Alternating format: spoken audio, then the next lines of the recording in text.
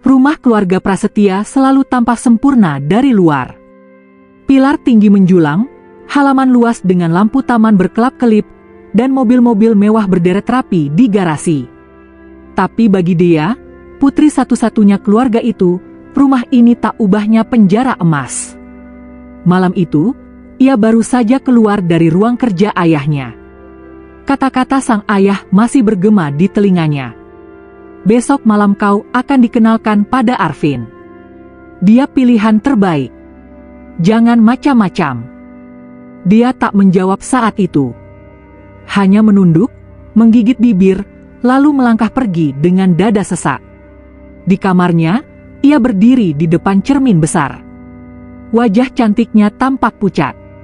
Rambut panjangnya jatuh menutupi bahu, matanya berair. Aku harus keluar dari semua ini. Tapi bagaimana? Aku nggak bisa terus-terusan pasrah, batinnya. Beberapa minggu sebelumnya, dia pernah mengalami kejadian yang kini terasa seperti takdir. Saat itu ia hampir dirampas copet di jalan.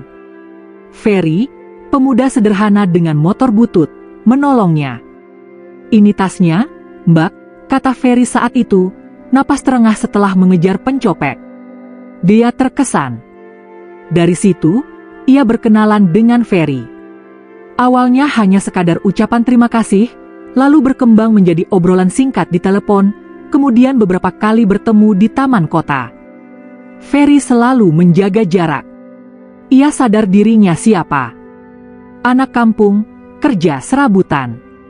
Apa pantas memandang seorang Dea, anak orang kaya? Tapi diam-diam, ia jatuh cinta. Senyuman Dea, tatapan matanya, bahkan caranya mengeluh tentang hidup, semua membuat Ferry ingin melindungi gadis itu. Namun Ferry memilih diam. Lebih baik memendam perasaan daripada kehilangan kesempatan berteman. Malam itu, Dea menghubunginya dengan suara bergetar. "Fer, bisa ketemu sekarang?" Ferry segera datang dengan motor tuanya. Mereka duduk di bangku taman. Dia menggenggam tangannya sendiri, seakan menahan sesuatu. "Aku dijodohkan," katanya lirih. Ferry tercekat. Ia ingin berkata jangan, tapi lidahnya keluh. "Kamu nggak mau, kan?" Air mata dia jatuh. "Aku muak diatur. Aku pengen bebas. Dan aku sudah punya cara." Ferry menatapnya bingung. "Cara apa?" "Aku harus hamil, Fer." Ferry sontak menegang. Kata-kata itu seperti bom. Ia menatap Dea tak percaya. "Dea, kamu sadar apa yang kamu ucapin?" Dea mengangguk, air mata jatuh. "Kalau aku hamil, mereka akan mengusirku. Aku akan bebas. Aku tahu ini gila, tapi aku percaya sama kamu." Ferry terdiam lama. Hatinya campur aduk. Gadis yang ia cintai diam-diam, justru memintanya jadi jalan keluar. Ada bagian dalam dirinya yang senang karena dia percaya padanya, tapi ada pula rasa takut. "Dea, hidupmu bakal berubah. Kamu siap?" Suaranya parau. "Aku lebih rela jatuh miskin daripada jadi boneka keluarga. Tolong aku, Fer." Dan malam itu, mereka membuat keputusan yang akan mengikat hidup mereka selamanya. Hari-hari berikutnya, dia kembali ke rumah seperti biasa. Tak ada yang curiga. Tapi setiap kali ia menatap bayangan dirinya di cermin, hatinya berdebar. 2 minggu lewat. 3 minggu. Masih belum jelas. Hingga suatu pagi, ia muntah hebat di kamar mandi. Badannya lemas, selera makannya berubah. Diam-diam ia membeli test pack. Hasilnya, 2 garis. Dia duduk di lantai kamar mandi, tubuh gemetar.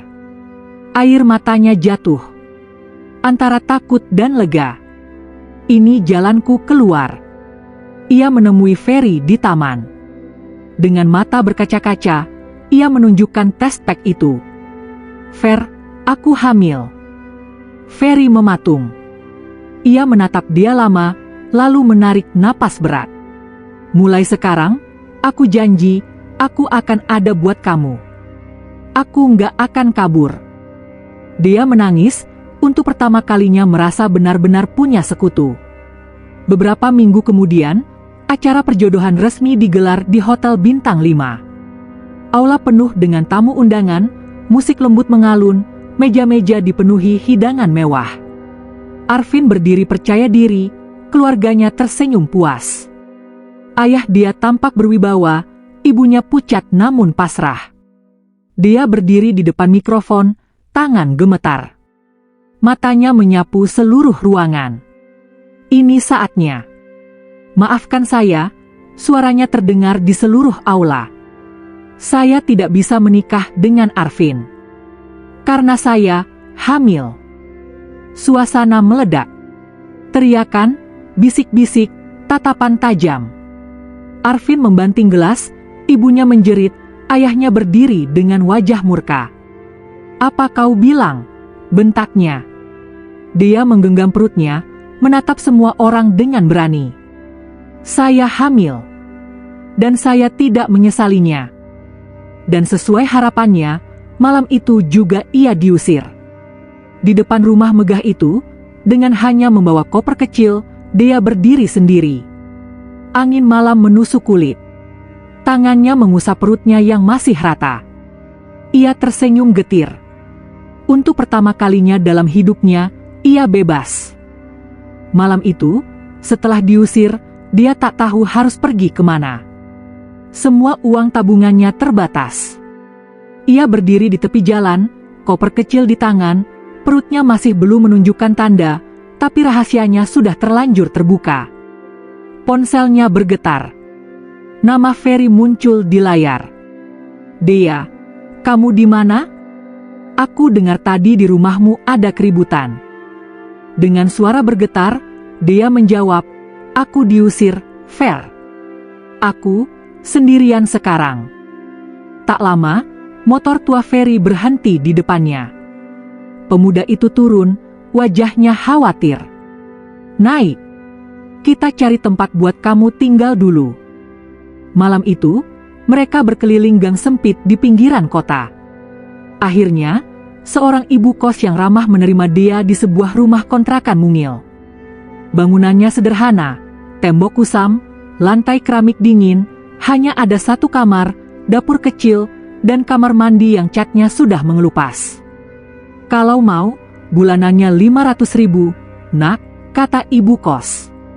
Dia menatap dompetnya. Uangnya pas-pasan. Tapi ia mengangguk. Saya ambil, Bu. Begitulah awal kehidupannya yang baru.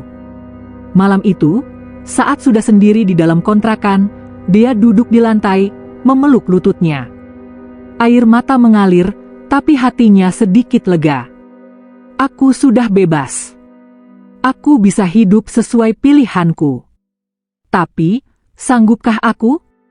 Hari-hari berikutnya, dia berusaha beradaptasi. Ia mencari pekerjaan, melamar ke toko, kafe, bahkan kantor kecil. Tak mudah bagi seorang gadis yang terbiasa hidup berkecukupan untuk menyesuaikan diri. Akhirnya, ia diterima sebagai kasir di sebuah minimarket. Jam kerja panjang, berdiri berjam-jam, gaji pas-pasan. Tapi dia bersyukur. Kadang Ferry datang, membawakan makanan atau sekadar membantu memperbaiki atap bocor kontrakan. Ia selalu hadir, meski diam-diam menahan perasaan.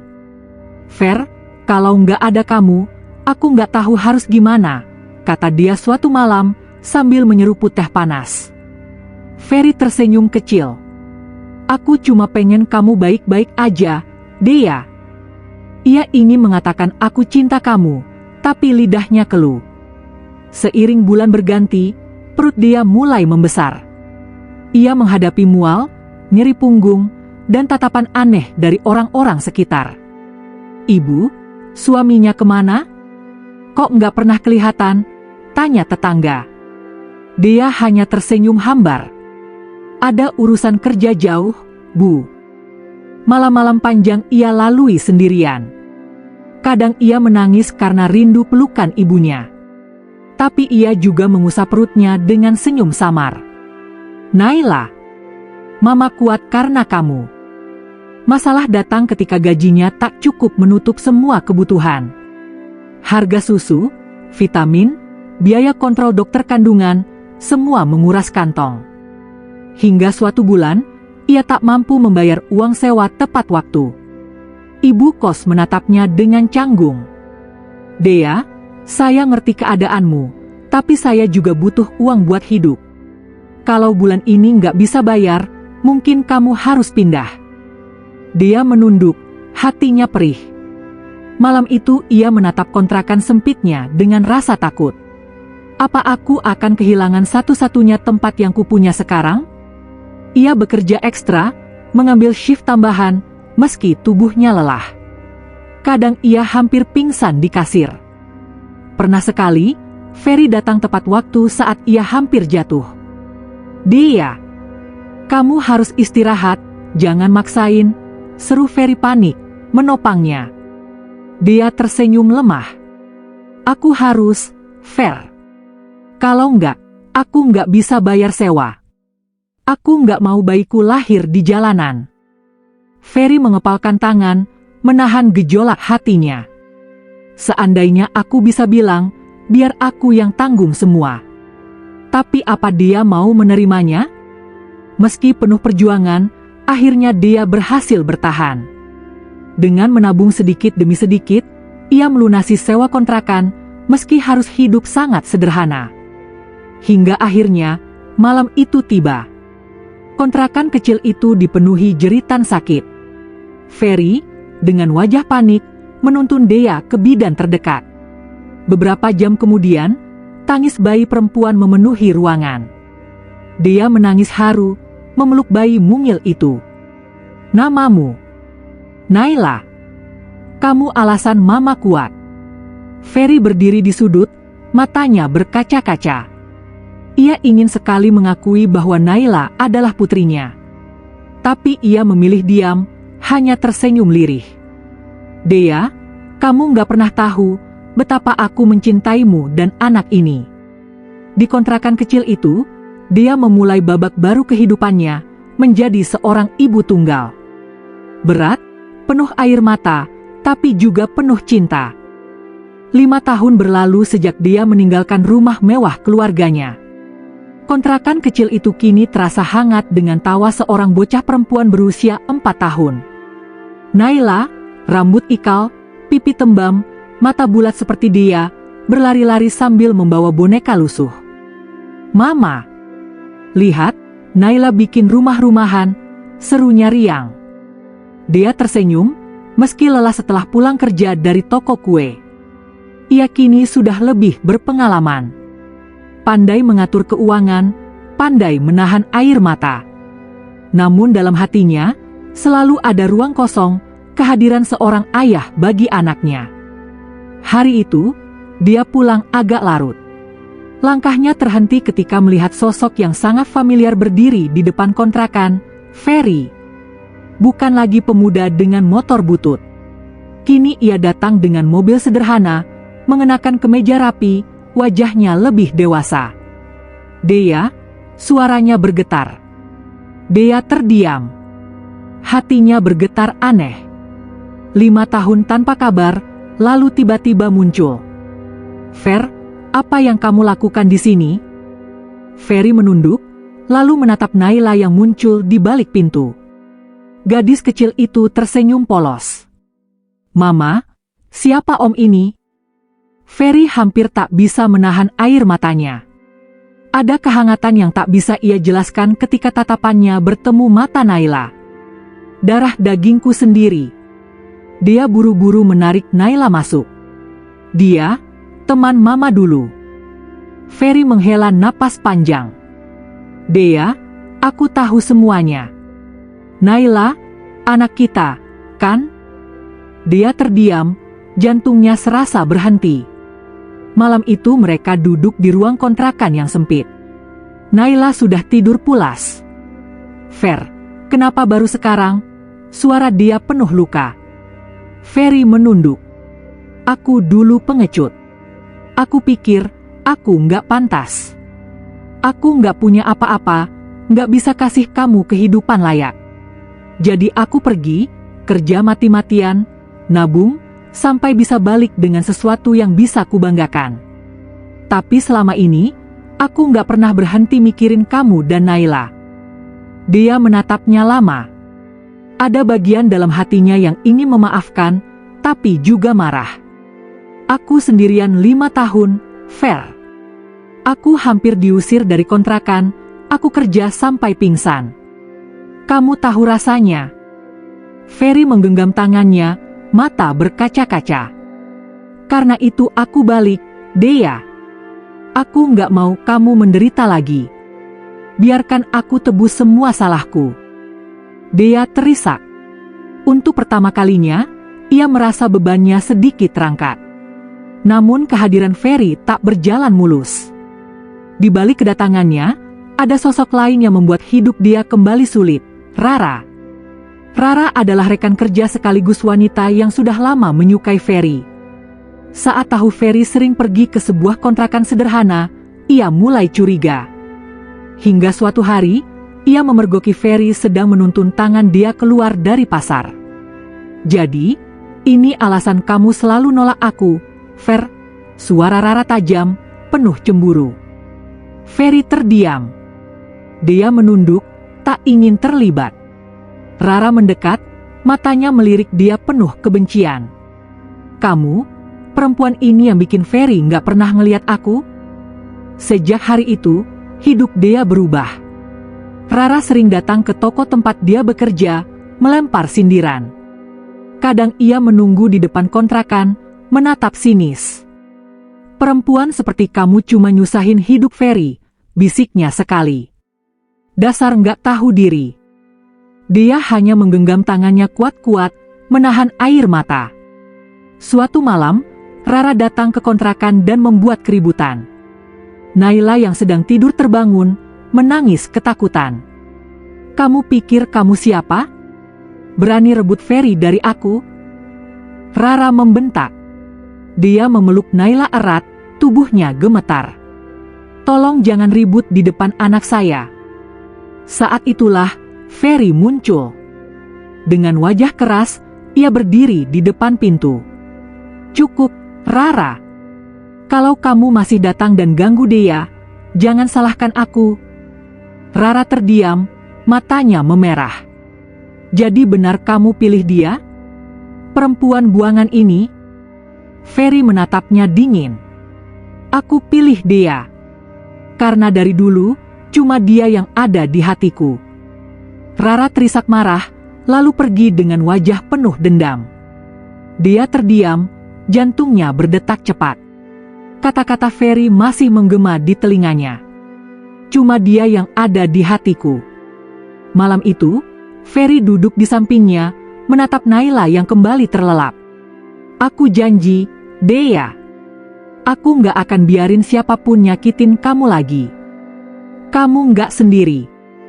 Dia menunduk, air matanya jatuh. Untuk pertama kalinya, ia percaya ada orang yang benar-benar melindungi dia dan anaknya. Namun ia tak tahu, badai yang lebih besar masih menanti. Karena tak lama lagi, kebenaran tentang asal-usulnya akan terungkap, dan itu akan mengguncang segalanya. Hari-hari setelah Rara pergi tidak sepenuhnya tenang. Dia tetap dihantui ketakutan. Bagaimana kalau Rara kembali dengan cara lain? Bagaimana kalau hidupnya kembali porak-poranda? Ferry sering datang, memastikan Naila dan dia aman. Ia kadang mengantar Naila sekolah TK, atau membantu dia membawakan belanjaan. Kehadirannya membuat kontrakan kecil itu terasa lebih hangat. Namun, rahasia besar yang selama ini terkubur pelan-pelan mulai terkuak. Suatu sore, saat dia menjemput Naila dari sekolah, sebuah mobil mewah berhenti di pinggir jalan. Dari dalam keluar seorang wanita elegan, Nyonya Sasmita. Dia terperanjat. Itu ibunya. Dea, suara Nyonya Sasmita bergetar, penuh rindu. Kamu, Di sini, dia menegang. Ia menggenggam tangan Naila erat-erat. Mama, kenapa ada di sini? Air mata Nyonya Sasmita jatuh. Sejak malam kau pergi, Mama terus nyari. Papa keras, dia nggak mau ngakuin kamu lagi. Tapi Mama nggak pernah berhenti jadi ibumu. Dia tercekat, hatinya bergejolak. Selama ini ia mengira ibunya tak peduli. Ternyata diam-diam, sang ibu selalu mencari. Namun sebelum ia sempat menjawab, Ferry muncul, wajahnya waspada. Ada apa, dia? Nyonya Sasmita menatap Ferry, lalu ke Naila. Matanya melebar. Anak ini, cucuku? Dia terdiam. Tak ada lagi yang bisa ia sembunyikan. Kabar itu cepat menyebar. Dalam hitungan hari, keluarga Sasmita tahu dia masih hidup dan punya seorang anak. Ayahnya, Pak Prasetya, marah besar. Kau mempermalukan keluarga ini 2 kali, Dea. Pertama saat kau umumkan kehamilan di depan umum, sekarang kau muncul lagi dengan anak haram, bentaknya. Dia gemetar, tapi ia sudah bukan gadis penurut 5 tahun lalu. Ia berdiri tegak. Anak ini bukan aib. Dia adalah anugerah. Kalau Papa nggak bisa terima, biar aku pergi lagi. Pak Prasetya terdiam, wajahnya memerah. Nyonya Sasmita menangis, mencoba meredam. Ferry maju, menatap Pak Prasetya dengan berani. Pak, izinkan saya bicara. Saya yang bertanggung jawab atas dia dan Naila. Saya cinta mereka. Dari dulu. Saya mungkin bukan orang kaya, tapi saya janji nggak akan biarin mereka kekurangan lagi. Suasana hening. Kata-kata Ferry menusuk hati semua orang di ruangan itu. Namun di balik semua itu, Rara masih belum menyerah. Dengan dendam membara, ia menyebarkan gosip di kantor bahwa dia hanya memanfaatkan Ferry demi uang. Suatu malam, ia kembali datang ke kontrakan, kali ini membawa beberapa orang untuk menakut-nakuti. Kalau kamu nggak mau jauh-jauh dari Ferry, jangan salahin aku, Dea. Dia ketakutan, Naila menangis. Tapi tepat saat itu, Ferry datang. Dengan wajah tegas, ia berdiri di depan pintu. Rara, berhenti. Kalau kamu masih ganggu mereka, aku akan lapor polisi. Aku nggak pernah milih kamu, dan aku nggak akan pernah. Rara terdiam, wajahnya dipenuhi amarah. Tapi melihat tekad Ferry, ia akhirnya mundur, meninggalkan ancaman samar. Dia menatap Ferry, matanya berkaca-kaca. Kenapa kamu selalu ada, Fer? Padahal aku sering nyakitin kamu dulu. Ferry menatapnya dalam. Karena cintaku nggak pernah hilang, Dea. Dari dulu, aku cuma mau lihat kamu bahagia. Hari-hari berikutnya menjadi titik balik. Perlahan, Pak Prasetya mulai luluh. Melihat cucunya yang lugu dan penuh kasih, ia tak bisa lagi menyangkal. Naila sering datang ke rumah besar keluarga Sasmita, membawa tawa yang menghangatkan. Papa, bolehkah aku kembali, tanpa harus meninggalkan Ferry? Tanya dia suatu hari. Pak Prasetya terdiam lama, lalu menghela napas. Kalau dia bisa buatmu bahagia, Papa takkan menghalangi lagi. Tangis dia pecah. Nyonya Sasmita memeluknya erat. Di hari yang sama, Ferry berdiri di hadapan keluarga Sasmita. Dengan suara mantap, ia berkata, "Saya mungkin bukan siapa-siapa, tapi saya janji akan jaga dia dan Naila dengan nyawa saya." Dan untuk pertama kalinya, Pak Prasetya mengangguk. Beberapa bulan kemudian, kontrakan kecil itu kosong. Dea dan Naila pindah ke rumah sederhana yang lebih layak, rumah yang dibeli Ferry dari hasil kerja kerasnya. Di teras rumah itu, Dea duduk sambil memangku Naila. Ferry duduk di samping, menggenggam tangan mereka berdua. Akhirnya, aku nggak sendirian lagi, bisik Dea. Ferry tersenyum, menatap keduanya penuh cinta. Mulai sekarang, kita bertiga. Selamanya. Matahari sore menyinari mereka, membawa harapan baru. Luka masa lalu takkan pernah hilang, tapi dari luka itulah lahir kekuatan, cinta, dan keluarga yang sesungguhnya.